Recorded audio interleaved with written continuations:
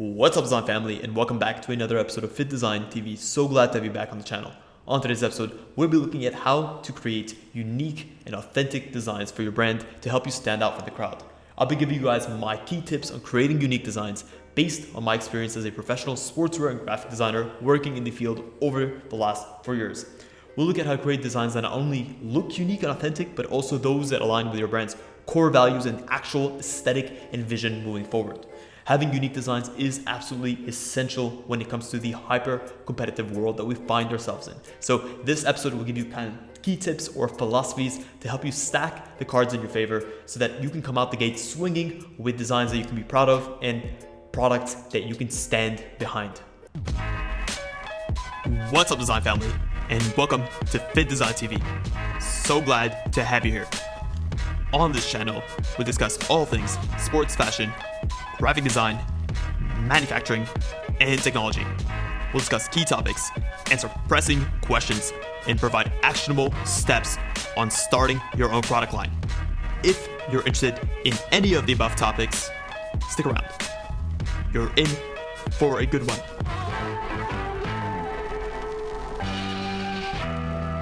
Number one, and potentially most importantly, it's absolutely essential to have a centralized theme to your collection.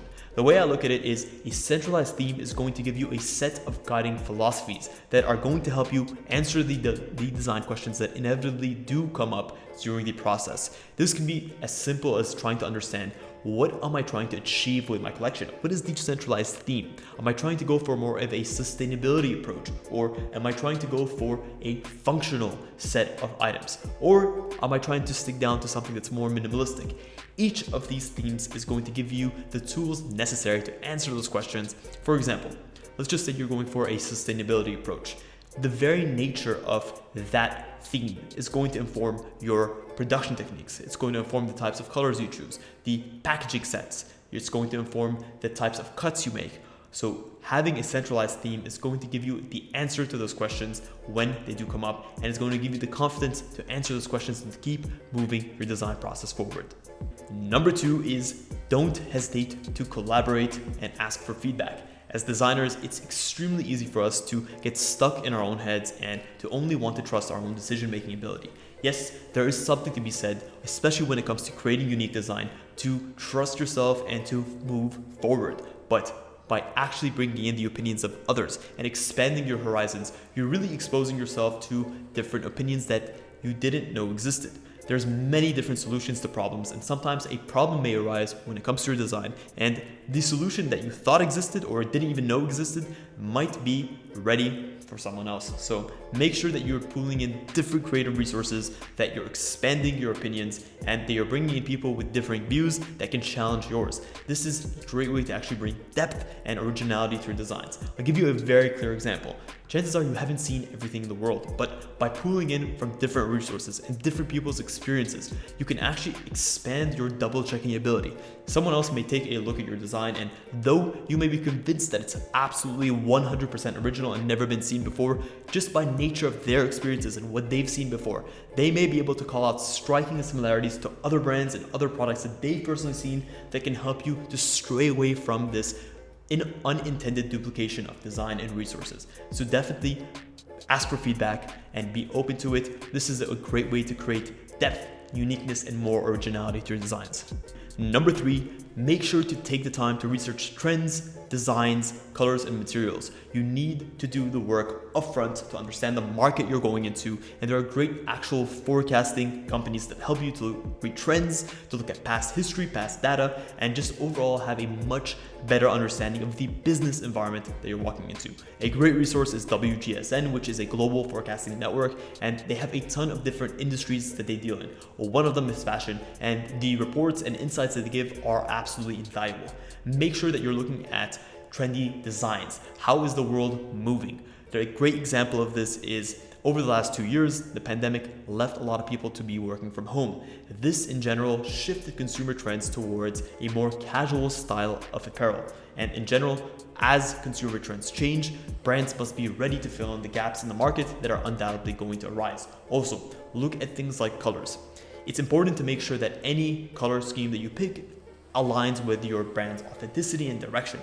but colors come and go, and being in touch with the colors that are in demand will help you stay unique. Primarily because most brands are not doing the research necessary and they're not forecasting ahead of time to find out what customers might want. They're looking at what customers currently want. But by the time they hit the market with these items, that's obviously too late. Fashion is a long-term game, and in order to stay ahead of the curve and consistently create and launch unique designs, you need to be ahead of the curve and forecasting future consumer demands. The same is true with materials.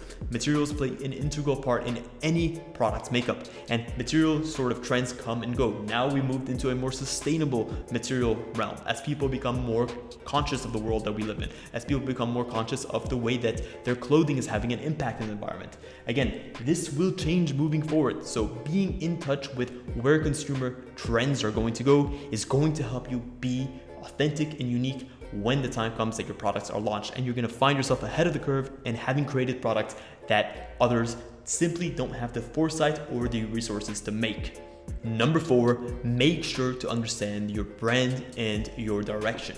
Before starting, make clear what your core values are and take the time to identify 2 to 3 key values of your brand. These can be things as simple as a brand, we stand behind great customer service, or as a brand, we stand behind providing a great quality product for the best value possible, or as a brand, we stand behind being socially responsible in all the products we make and the people we partner with.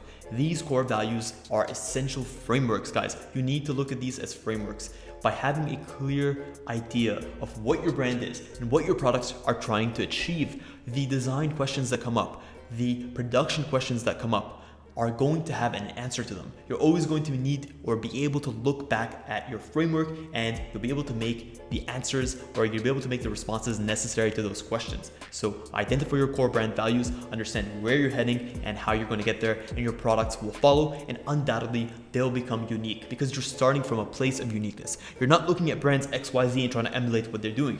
You're really trying to create something that identifies with what you're trying to achieve. Number 5, and I know this may sound a little bit cheesy, but make sure to trust yourself. In a world where there's so much outside impetus, there's so many competing opinions, there's so many great artists, it can be so easy to be distracted, to be distraught, or to try to compare yourself in a current stage of your journey of your brand to another brand that has a lot more experience, or another designer that has a lot more design expertise behind them. Make sure you trust yourself. This is the only way to rinse and repeat. To do a process, to go through the motions, is going to give you the confidence necessary to build up your skill set. It's going to give you the depth necessary in your abilities, your technical skills, to create designs that are authentic, that are unique, that stand out from the crowd, and most importantly, products and designs that you can stand behind and you can be proud of. Have the confidence to make mistakes. You only learn by making mistakes. You only learn by having yourself put in uncomfortable situations where you're unsure and you don't know if something's going to turn out the way you want it or not. But by trusting in yourself and trusting that regardless of the outcome, you're going to be fine and you're going to keep pushing your designs forward. This is a way to continuously create and hone your craft. And this is going to get you towards creating unique designs that you love and that you're proud to launch and to share with the world. Well guys, that is it. That is a wrap on this episode in terms of my top 5 tips towards creating unique and authentic designs that are going to help you stand out from the crowd. To recap quickly, we looked at 5 key tips. First one was to have a centralized theme to your collection. 2, make sure to collaborate and ask for feedback.